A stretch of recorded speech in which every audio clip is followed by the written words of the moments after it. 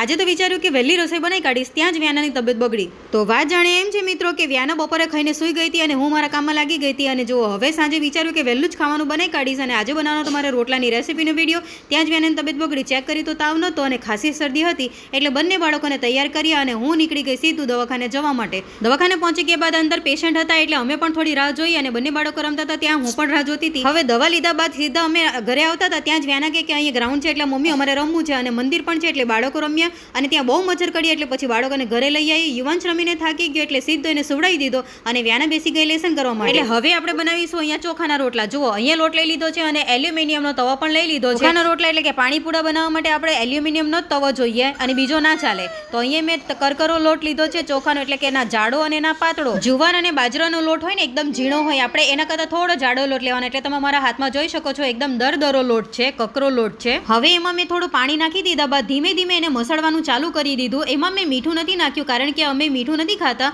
પણ જો નવું હોય ને કોઈને ના ફાવતું હોય, મોરો રોટલો લાગતો હોય તો આપણે થોડુંક મીઠું અંદર એડ કરી દેવાનું.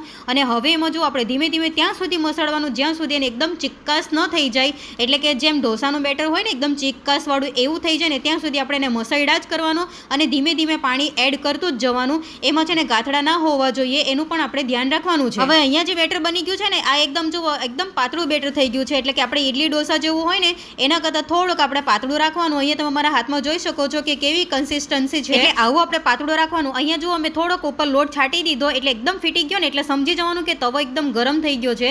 એટલે આ થોડોક વધારે ગરમ થઈ ગયો, આપણે થોડોક નોર્મલ રાખવાનો, એટલે થોડું હીટ ઓછું રાખવાનું. અને જેવો રોટલો આપણે રેડી દઈએ ને એટલે હીટ આપણે વધારે દેવાનું. હવે ઉપર મેં થોડું પાણી ચોપડી લીધું છે અને આ પાણી સુકાઈ જાય ને ત્યાં સુધી એને થોડું ચડવા દેવાનું, એટલે કે નીચે થોડું લાલ લાલ થઈ જાય ને ત્યાં સુધી. હવે તમે જોઈ શકો છો કે અહીંયા થોડુંક પાણી સુકાઈ ગયું અને નીચે થોડુંક બ્રાઉન થઈ ગયું ને એટલે આપણે મેં અહીંયા ફ્લિપ કરી લીધો છે અને અહીંયા જે ફ્લેમ છે ને અહીંયા મેં હાઈ રાખેલી છે.